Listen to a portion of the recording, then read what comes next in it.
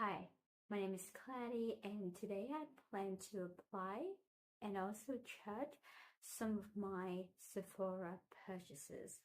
This video is actually inspired by Chu's video. She was doing a video judging her Sephora purchases from the first quarter of 2024.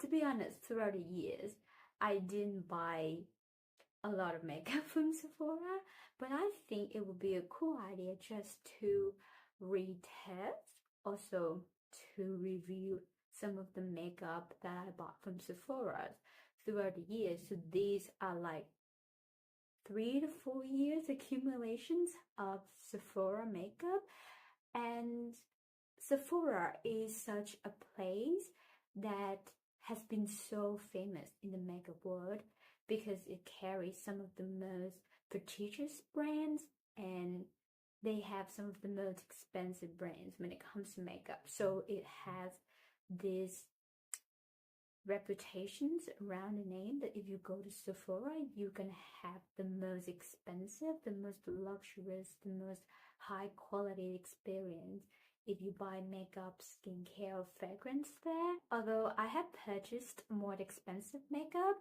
I bought them at the airport, at the duty-free store, at the department store, from Mega, because I'm in Australia, so I couldn't just put together a full face of the most expensive makeup and hope that all of them would come from Sephora. So these are my picks. These are actually what I purchased myself from Sephora Australia.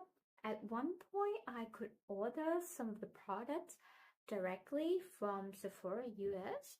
No, not like directly, but I picked the product and I asked a third party. So I asked a shop in Vietnam to purchase those in US and ship them back to Vietnam for me. So these are my like hand-picked product directly from Sephora. And I have been using and testing these products throughout the years already. So today, just a true video. I'm going to apply them to my face, also give you some review and some of my thoughts on maybe shopping at Sephora. The first product I'm going to use is this Banana Bright Blush Vitamin CC Stick from Ole Henriksen's. I had a rough time with this color corrector, I have to say. I believe I tried it in 2023. I think I bought it in 2023 and it was basically the worst product that I tried in 2023 because it's so hard to work with.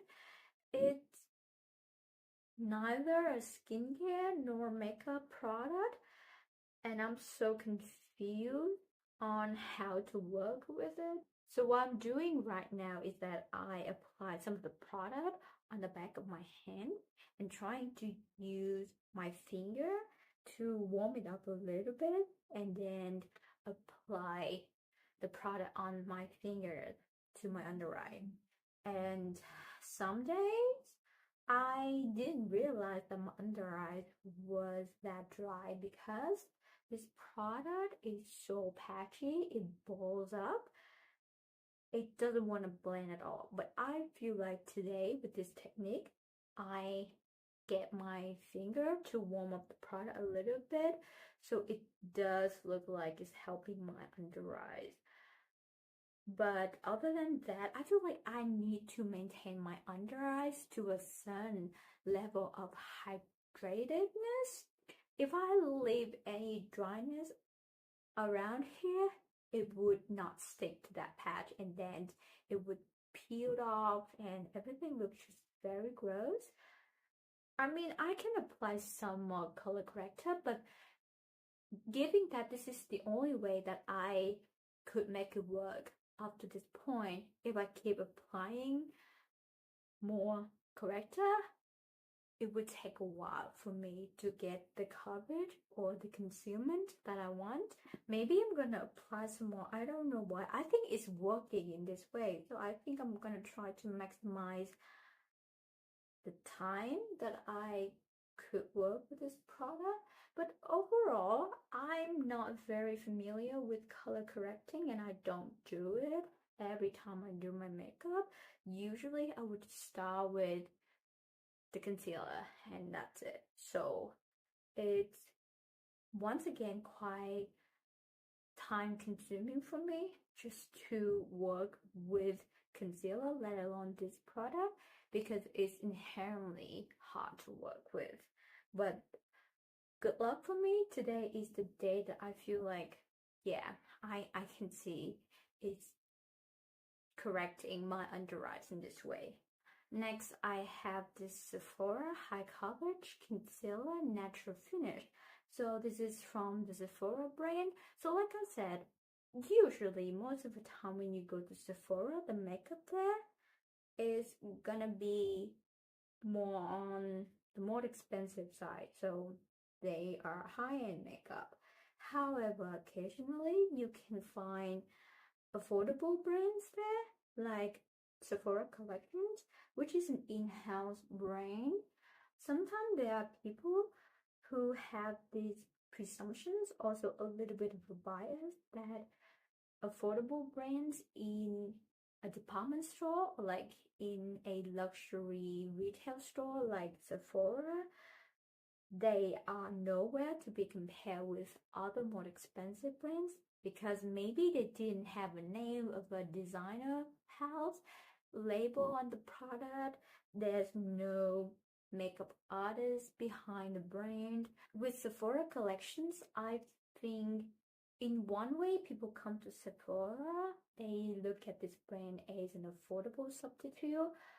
Some people would look at it and it's like you have access to the information, the data from more brands, and now you have this formulation data sheet so you can look at it and you can formulate the products on your own. So it's reliable for us to go for these affordable options. And of course, some people wouldn't believe it. And there's always a conversation back and forth between Sephora Collections. But if you want to try it, and if you have a budget and you stick to it, or maybe just out of curiosity, you want to test this brand out because sometimes it's the hype, it's the virality of the product, it would trigger you to try this brand out. So I think there's always pros and cons of trying an inexpensive makeup product at Sephora, but I am a believer of you can find good products at any price from the drugstore, from a discount store, in Sephora, in a department store, or you can go to the Chanel store, which is, to me, like there's one part I feel like it's the most expensive looking store that I have ever witnessed in my life. I think it's up to your decisions, but I have to admit, like I was skeptical when I first discovered this concealer because for a while people have talked about Sephora collection because they released this, I assume to be a very beautiful and well-loved foundations. I think it's called the Best Skin Foundations.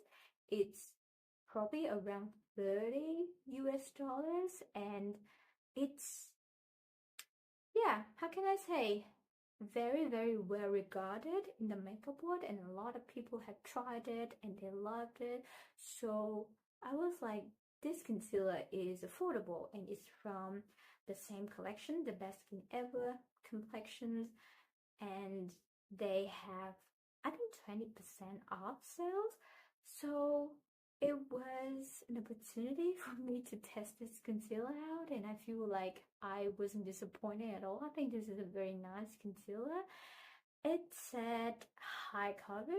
I don't think so. I think it's a medium coverage concealer, but to some people I consider would consider it like covered, but I like it. I don't want my face to be too heavy or too cakey. I want this light to medium coverage concealer, and I think I got one. It's very thin, very liquidy, easy to blend, not drying at all. Knowing there's a product like this at Sephora belonging to the Sephora collection brand, I have gone back and purchased more products from this brand, and so far my experience is pretty good.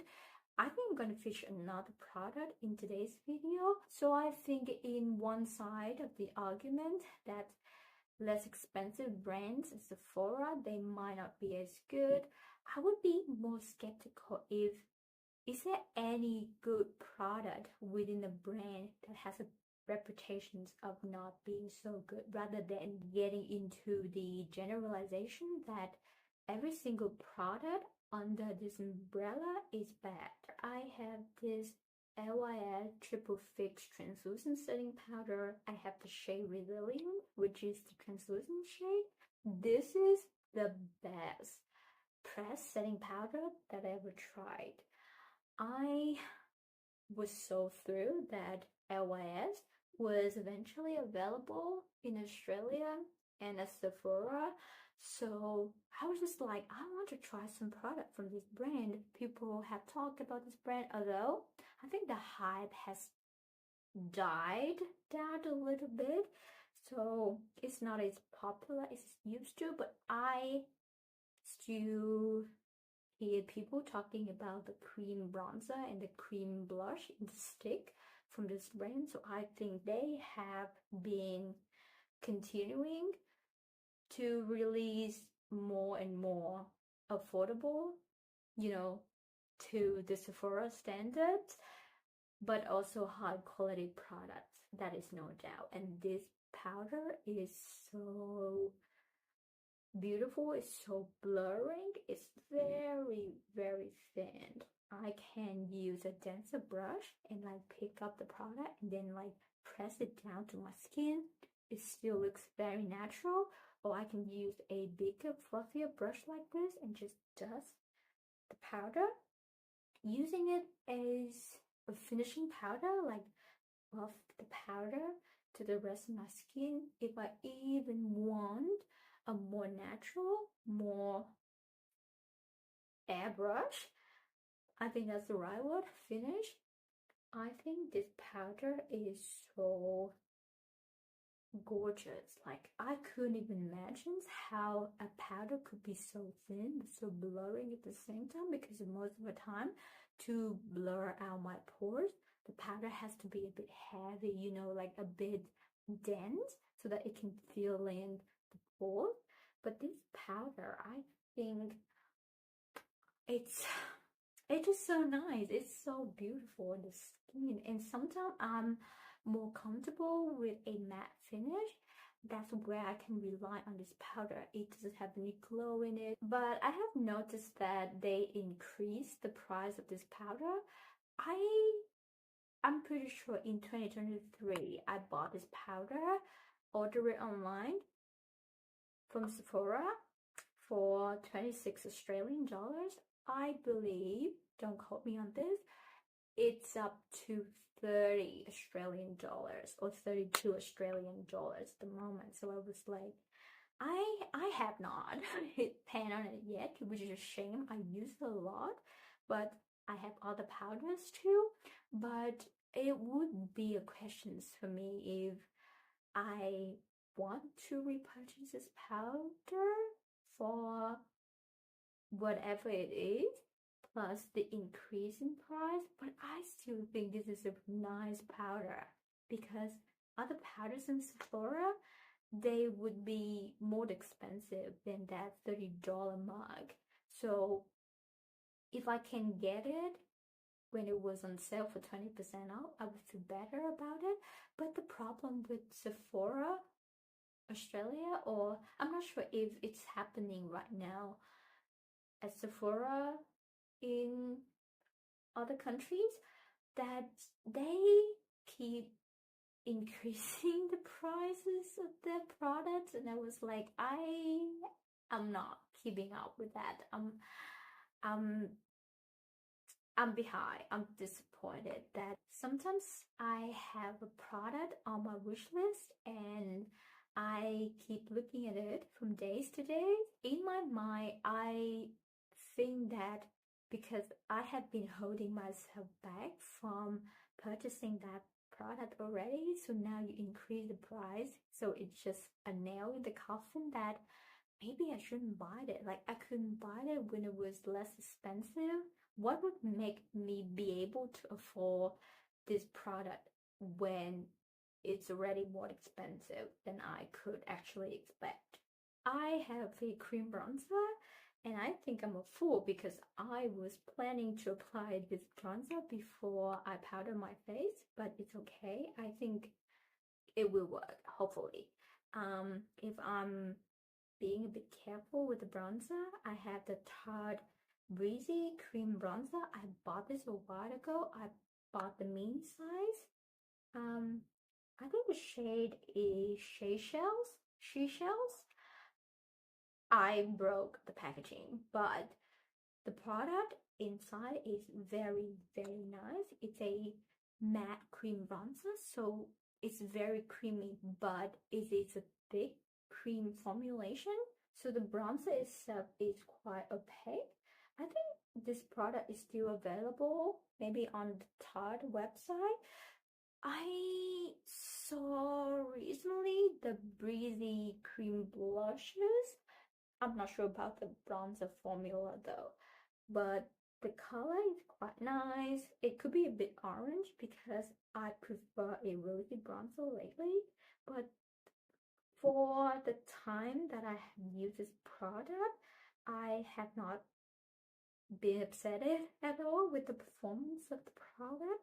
It's still very nice. Like if you use a light hand with this product, it can be blended out into a, you know, nice bronzy look. But I think this has become a little bit too orange, too yellow, to my liking at the moment. But the formulations has been holding up so well. So it's been, I don't remember how many years since I placed that order from Sephora US, but it's it has been nice still. Like look at the brand. If I want an intense bronzy look, I would go for this cream bronzer because like I said, it's matte. It has a lot of pigment in it. So when you blend it out, the coverage is really, really high. It's not like a sheer bronzer that actually sink into your skin and provide the glow. This would give you some sort of a coverage. So if I want like a super, super bronze look like today, not like I want bronze look like today, but this is, I think, the only bronzer that I purchased from Sephora, so I just have to use it right now, and I think I I still like it. I think it's still very, very nice. Like I said, I applied it on top of a powder. I don't see any description still. I think for this product, because it's a thicker cream, more of a stiffer formulations, it doesn't feel like it has a lot of moisture, also oils, and what else? Maybe like oils in it that it would mess up with the powder underneath. That's why, yeah, like if you have like a cream to powder, it would be more viable to work with other powder products. I think that's the case with this one. Apricot. This brand has been in hot water. I have the Double Tech Cream and Powder Blush. I have the shade, ooh, she's different. This is a neutral berry, should I say. It doesn't have a lot of purple, just have a lot of red in it. I think it stay in the realm of like a neutral pink with a slight hint of purple. I like the cream more than I like the powder. So I think today I would use the cream first, just like a sheer layer of cream blush, and maybe a tiny bit of the powder on top. I used to love this blush. I still love it now, but I think I used to love it more than I do at the moment. I feel like because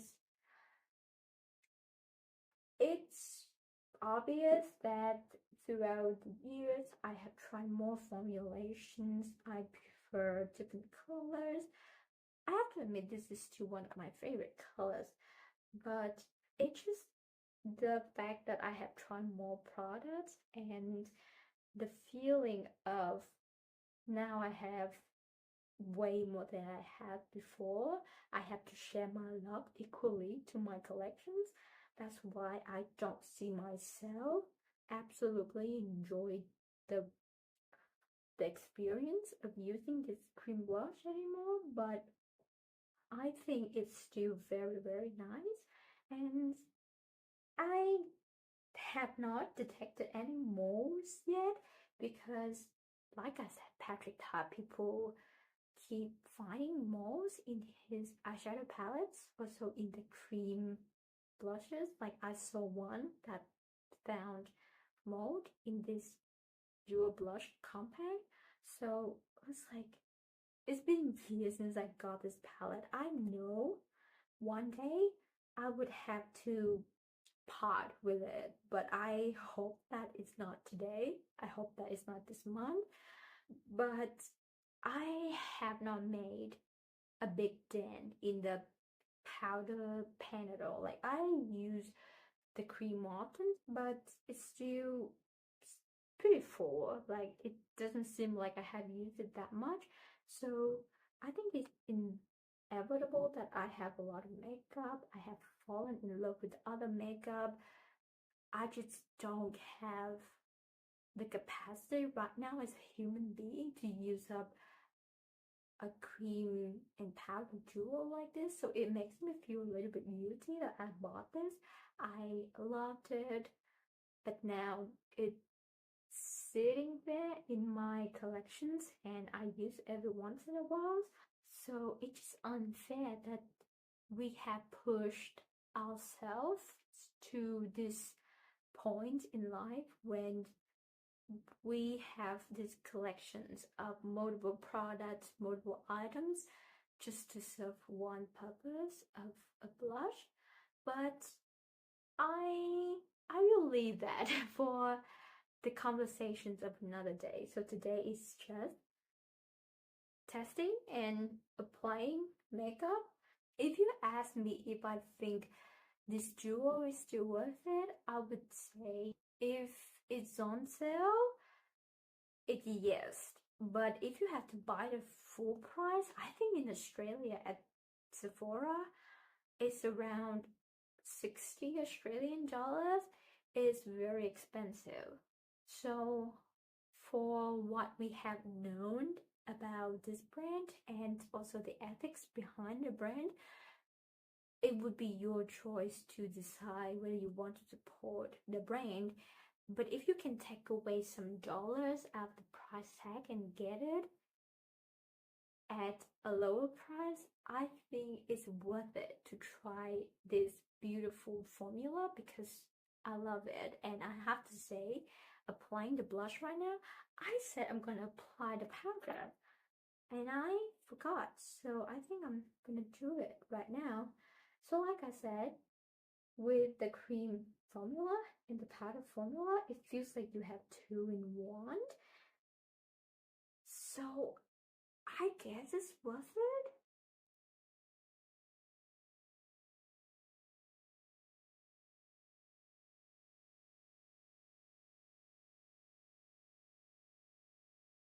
I just filled in my brows because I was just looking at myself in the mirror and it was like,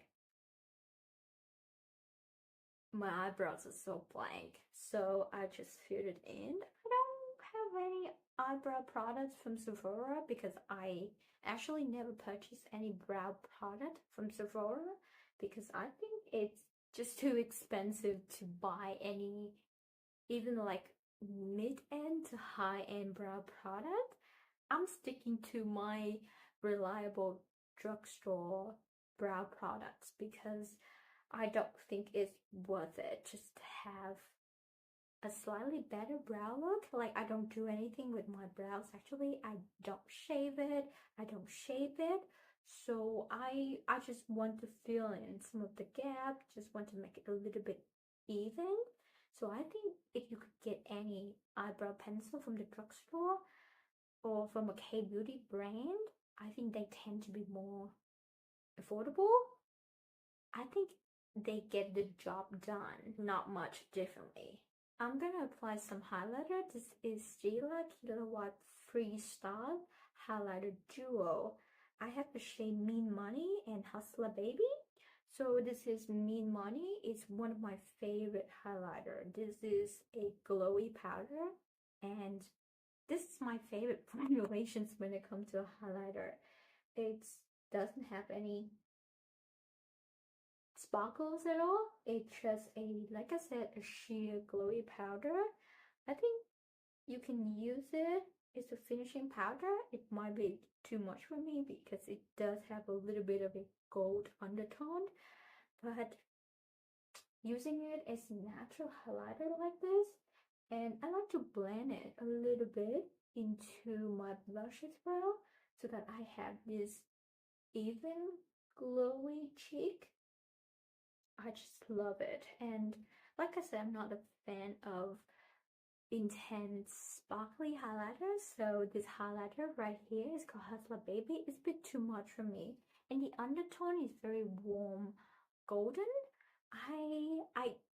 I try to avoid blinding highlighters, that's what I mean. Eyeshadow palette, I have 3 right here that I want to show you.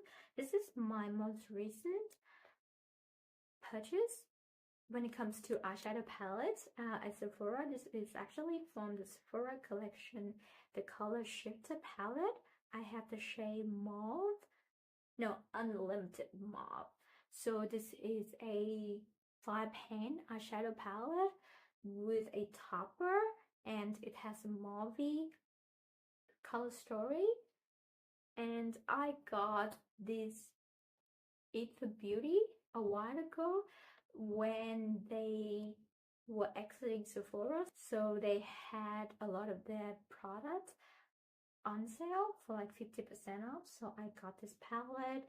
This is a beautiful palette, still one of my top favorite eyeshadow palettes in my collections.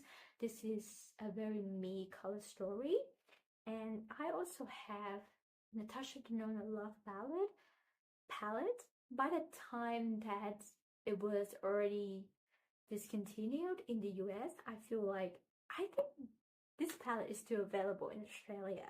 So it's been there for a while, and it has this pink, red, and purple, warm, very Valentine's Day inspired color story.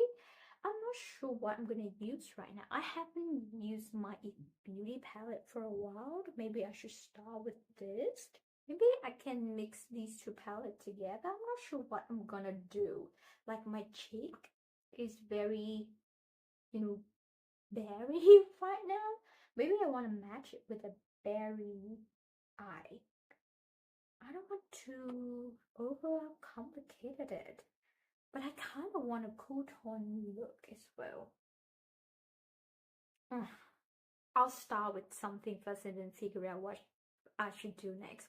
I want to have this shimmer shade all over my lid. It's called Amethyst. It's a, I think, very cool toned grayish purple. It's not the most sparkly shimmers in this palette because you have the 4 shimmer shades in the middle. They are very, very ethereal because they have this crystallized specks of glitter in it that's really, really fine, but not glittery at all. Just very, very sparkly. This is more of a, yeah, more of a more metallic shade. It's very bluish purple, but it also have a warm brown base, so you can see around my outer corner when I place the shadow, it has this brown tone. Oh, this palette, every time I use it, every time I touch any shade, it reminds me of how amazing this palette is. Like this shade, it's just so simple, but it's so easy to work with. I'm using just one finger right now, but I can already tell, like by just tapping it, I am able to create this transition area just by the base color of the eyeshadows. So the eyeshadow has the shimmering pearls in it, but it also have a pigmented matte color base, which is this brown right here. So if I keep blending it like this is already a look. But I want to dip into this cream to powder shade. It's called Commitment. It's a deep plum. I actually want to deepen the look a little bit today. I don't have any problem working with this formula, to be honest. I know a lot of people, they don't like it because it creases on them or it clings into the dry patches. But I feel like, wow, I'm going full purple today. But to me, it's no more than a powder shadow. So it's pretty pigmented and standardized. I don't have any problem at all working with this cream to powder formula. Although I believe Natasha Denona has improved their eyeshadow formula in general after this palette. This palette is like 6 years old already. I don't believe this palette, my palette is 6 years old, but the Love palette, it will release around Valentine's Day in 2019. And the moment I look at it, it had already become my dream palette. So I was very thankful that the year I got to Australia, I got a chance to purchase this palette. And it has been beautiful since. Having said that, Natasha Denona, I love the formula in this palette, but they have not come out with any more interesting color stories, so I couldn't think of getting myself to buy another Natasha Denona's palette because their color story recently are kind of boring. For my inner corner and just the inner part of my eyes, I'm going to use this shade. It's called Mystic. So the lighter shimmer in this palette, it's instantly enhancing my look. So previously, like I said, it's just a nice metallic purple shimmer on my lid, but right now it has such a nice crystal vibe. I really like this look. I didn't expect it to turn out to be this purple. Like, I created the look, so, but I didn't have a vision to do a purple look today, but then I did, and I love it.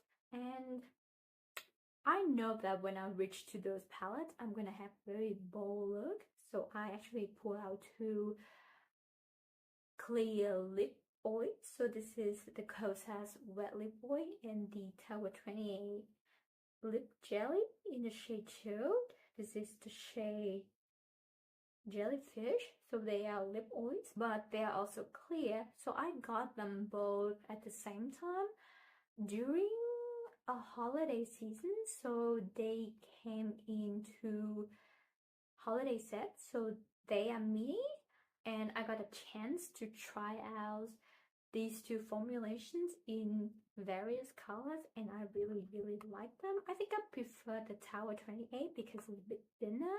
It lasts just as long as the Kosas one without the stickiness, the gooiness feeling. This is just a bit thick, but I think it's still quite comfortable. So I will use the Tower 28 one.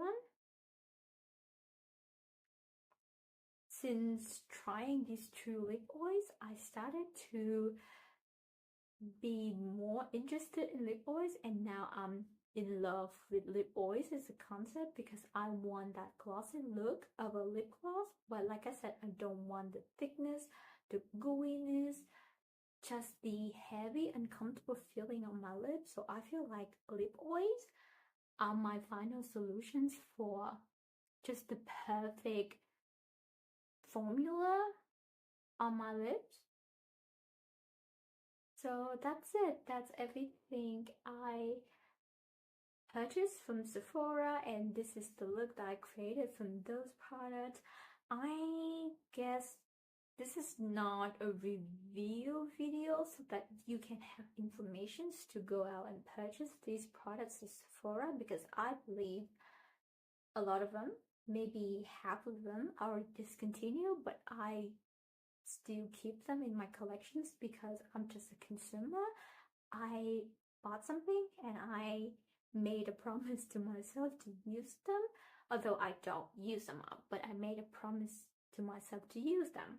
A few of them, I believe you can still purchase Sephora, but I want you to take this chance and think of whether you should continue purchasing makeup, because like I said, I have accumulated them for years, and that's how long it takes for me to understand how actually long it is to use makeup up. So I would encourage you to slow down the purchasing rate in terms of makeup in your life, and if you find it's not that essential, you can cut down your budgets when it comes to makeup. I hope you enjoyed this video. Once again, I'm Claudia, and hopefully we see each other again. Bye!